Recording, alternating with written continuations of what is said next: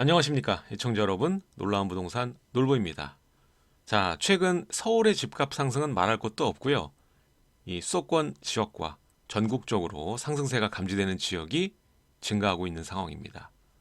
자, 이렇게 전체적인 주택 가격 상승에는 우리나라 국민 간의 경쟁으로 가격이 올라간 것이 아니라 외지인, 그러니까 외국인의 주택 매수 참여가 눈에 띄는 상황입니다.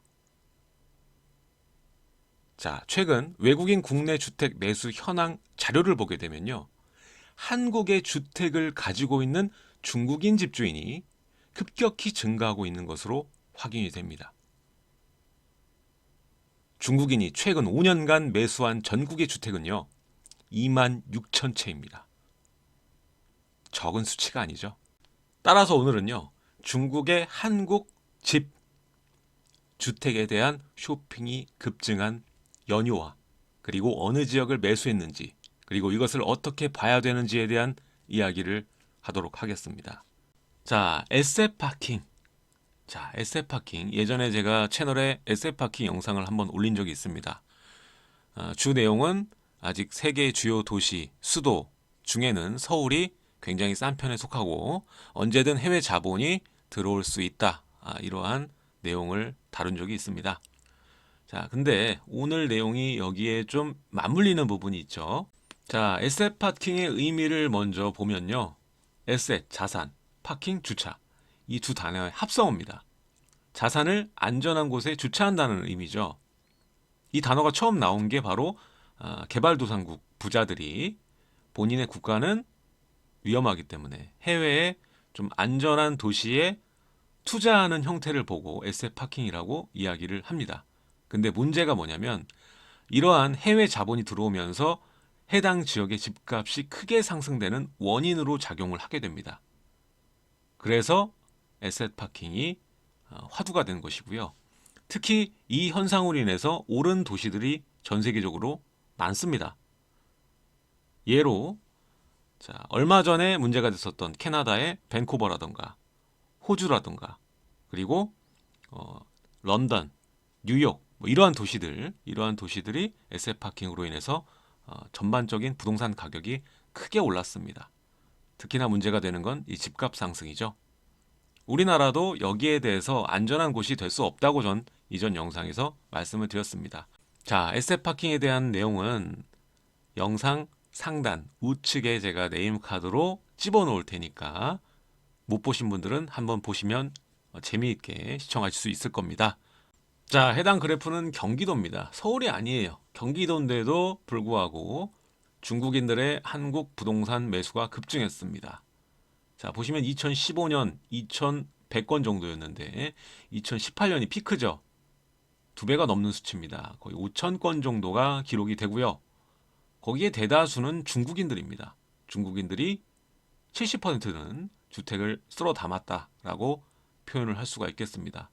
자, 표에는 경기도를 나타내고 있지만 서울도 마찬가지입니다. 서울도 다르지 않습니다. 서울도 점점 증가세를 보여왔고요. 최근 들어 2019년에는 좀 감소세를 보이고 있지만 15년부터 지속적으로 증가를 했습니다. 2015년부터 총 지금까지 매입한 외국인의 서울 주택 수는 만 채에 달합니다. 만 채. 그 중에 절반가량, 5천 채가량이 중국인들이 샀습니다. 근데 여기서 경기도와는 좀 다른 움직임이 있습니다. 서울 주택 가격이 많이 올랐기도 하기 때문에 좀 다를 수 있는데 지금 여기에 있는 경기도 표 같은 경우에는 18년까지 꾸준하게 상승하죠. 그 다음에 19년에는 조금 줄어든 모양인데 서울 같은 경우에는요. 2017년이 피크입니다. 그 다음에 2018년이 조금 감소하고 많이 감소하진 않지만 올해는 한 절반 정도 수준으로 가라앉습니다. 그 이유는 뭐냐면 일단 중국이 통제를 하고 있습니다. 해외로 나가는 자본에 대한 통제를 하고 있기 때문에 중국인들이 사고 싶어도 지금 못 사는 상황이다. 그리고 이 밖에도 서울 주택 가격이 이미 또 많이 올랐기 때문에 수익에 대해서 이 불확실성이 커진 상황이고요. 그리고 정부 자체에서도 이 부동산 정책에 대해서 외국인에 대해서도 규제가 좀 강화되고 있는 상황이기 때문에 조금 줄었다고 볼 수가 있겠습니다. 서울 같은 경우에는 말이죠. 하지만 이 경기도 같은 경우에는 크게 데미지를 받지 않는 모습입니다. 추세가 좀 더 확산됐고 2019년은 좀 주춤한 모양이지만 이게 연말까지 카운팅이 다 들어간다라면 2018년에서 조금 감소한 수준에 이를 것이다. 이렇게 보여집니다. 아무튼 간에 이 데이터를 보면 중요한 것은 서울 가격이 오르긴 올랐고 외국인들도 추가 매수하기에는 부담스러운 가격대까지는 왔다라는 의미가 되겠죠. 왜냐하면 2018년 매수의 반으로 그쳤기 때문에 서울과 경기도의 상황이 조금은 다릅니다. 자, 이처럼 외국인의 주택 매수가 증가한 것은 사실인 것이고요. 서울 내 5년 새 중국인 매수 주택이 5천 채에 달한다는 것. 이거는 총주택이 아닙니다. 5년 동안 벌어진 일. 그렇죠? 2015년부터 지금까지 주택을 산 게, 중국인이 산 게 5천 채라는 얘기입니다. 그리고 경기도도 지금 보시면 매수 비율이 매년 꾸준히 증가하고 있고 특히 올해 9월에 이 매수 비율, 외국인 매수 비율을 보게 되면 1.71%로 급증을 하게 됩니다. 외국인 중에는 압도적으로 중국인이 매수의 주도를 보이고 있고요. 해마다 이 외국인 매수자 비율 중에 중국인 비율이 증가를 하고 있습니다. 그러니까 중국 머니, 차이나 머니가 한국의 부동산, 그것도 서울과 수도권에 들어오는 자본이 증가하고 있다는 말입니다. 자, 그럼 이렇게 차이나 머니를 포함한 해외 자본은 어디에 많이 들어왔을까요? 일단 이들도 거의 투자 성향을 많이 끼고 있기 때문에 서울, 경기, 인천, 제주, 최근에 몇 년 동안의 부동산 가격이 많이 오른 지역에 외국인 신규 매수 비율이 높습니다. 투자성이 강하다는 얘기죠. 좋은 금싸라기 땅만 골라 산다는 겁니다. 근데 이게 최근에 와서 조금 다른 움직임을 보이고 있다는 거죠. 최근 중국인 수도권 집중적으로 사들이고 있습니다. 안산, 오산, 부천, 시흥. 특히 요즘에 또 가격이 오르는 지역이죠. 겹쳐 있습니다. 자, 부천 중국인 매수 건수가 가장 많습니다. 지금 부천은 5년간 2239채, 중국인이 93%를 사들였어요. 외국인 비율 중에서.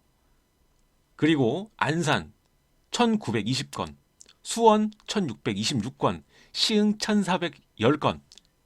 이들 지역에 중국인이 집중적으로 매수한 지역입니다. 그러니까 2015년부터 지금까지 오는 해외 자본 중에 최근에 중국인이 집중적으로 사들인 지역과 약간은 다른 차이점을 보이고 있다는 얘기죠. 최근에 수도권을 집중적으로 사들인 이유는요, 이들의 생활권역이기 때문에 그러한 이유가 더 큽니다. 이전에는 투자성이었다면 지금은 거주성, 안정성에 더 목표를 두고 있다는 것이죠. 자, 우리가 대림일대, 그리고 신길 지역, 이런 지역들, 그리고 뭐 구로나 이런 지역의 일부 지역들, 여기를 우리말로 그냥 차이나타운이라고 얘기를 합니다. 근데 이러한 지역이 계속 확산되고 있는 것을 보여주고 있는 것입니다. 이전 자본은 분명히 투자성을 강하게 띄었는데 이번에 최근 수도권을 집중적으로 사들인 이유는 조금은 다르다는 얘기죠. 자, 이제 제주도는 1탄이었습니다. 이제는 다음 페이지로 넘어갔다고 봐야 됩니다. 자, 해외, 특히 중국인들에 대한 한국에 대한 유입, 자본의 유입, 사람의 유입, 이것이 점점 증가하는 게 눈에 보이고 있는 상황인 거예요. 자, 앞서 말씀드렸죠. 2015년부터 2019년 8월까지 외국인이 사들인 서울의 주택은 만 채다. 그 중에 중국인이 매수한 주택은 4,773채다. 자, 이들 세력은 투자성이 강한 세력입니다. 자, 그리고 2019년 와서 18년, 19년은 줄었어요. 오히려 서울은. 17년이 피크였고 18년, 19년 줄어나갑니다. 가격도 많이 비싸졌고 그리고 수익성을 크게 기대하긴 어렵겠다라는 생각도 깔려 있겠죠. 그리고 중국 자체 내 국가 내에서 해외 자본으로의 그 규제가 엄격해졌기 때문에. 자, 2019년 1월부터 8월까지 중국인이 서울에 620채 정도를 샀습니다. 그 바로 전년도가 1200채 정도. 반 정도 감소한 거죠. 자, 같은 기간 내에 미국인은 190채를 샀습니다. 그러니까 뚜렷하게 중국인들이 꾸준하게 한국에 주택을 사고 있다는 것을 보여주고 있는 데이터라는 것입니다. 자, 지금 서울 사람들도 서울 집값 비싸다고 못 사는 상황에 이 중국인들은 열심히 사 모으고 있다는 것이죠.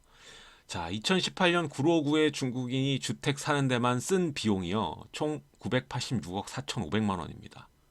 959만. 와, 그쵸? 당연히 여기에는 거주성이 주 목적이겠죠. 투자성보다는요. 자, 근데 지금 현재 국내 부동산 시장이 혼란스럽죠. 이 상황에 앞으로 외국에 있는 이 투기성 자본까지 스며들게 된다면 현재 시장은 더욱 걷잡을 수 없다는 생각이 듭니다. 자, 최근 시장을 돌아보신 분은 알겠지만 물건이 없습니다. 물건이 없게 되고 이러한 확실한 공급 부족 상황에는 이 대기 수요와 매수를 희망하는 유효 수요가 증가하면 증가할수록 가격은 부르는 게 값이 됩니다. 그렇기 때문에 이 올라가는 현상, 모습 이걸 보게 되면 이 투자 자본은 들어올 수밖에 없는 것이죠. 오르는 게 눈에 보이니까 당연히 들어오죠.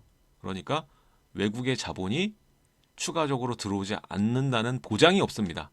그렇게 되면 경쟁자는 느는 구조로 가기 때문에 국내 부동산은 더 걷잡을 수 없는 상황이 되는 거죠.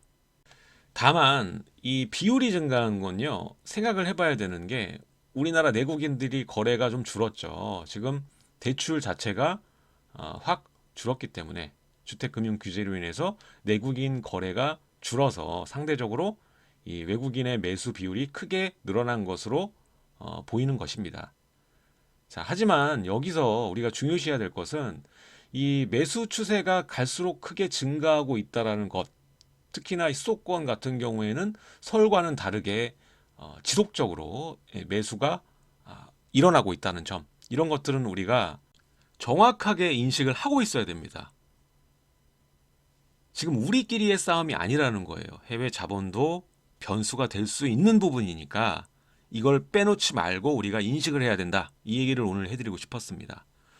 자, 지금 현재 한 단지에 거래가 한 명만 사도 호가가 바뀝니다. 10명, 100명이 사는 게 아니라 10명, 100명이 이 가격은 미쳤다고 생각을 할지어도 한 명이 이 주택을 사게 되면 이 정도면 괜찮네 하고 사게 되면 그게 가격이 되는 시기입니다. 물건이 없으니까. 그러니까 지금 상황에서는 정부에서는 지금 제일 중요하게 문제가 되는 이 공급에 대한 부분을 어떻게든 해결할 방안을 찾고 여기에 따른 규제를 내놔야지, 공급을 늘릴 수 있는 그러한 규제를 내놔야지, 반대로 또 수요자를 줄려고 아무리 해봤자 한 명만 사면 된다니까요.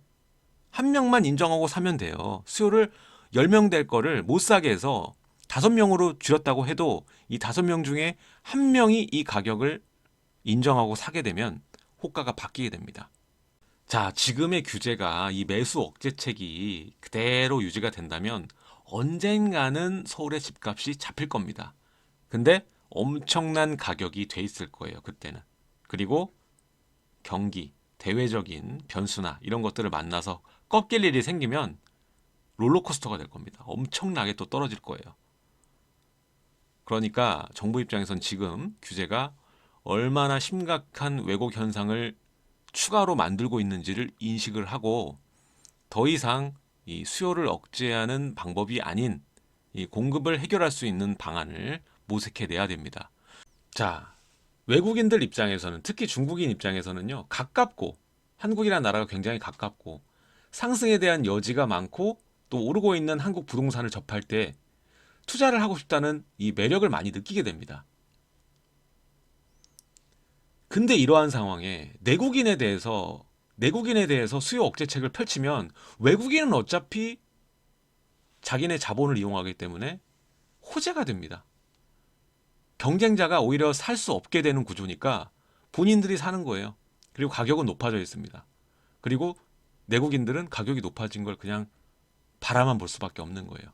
지금 해외 밴쿠버, 시드니 이런 데도 뭐 30% 급등하면서 피해 본 건 내국인이거든.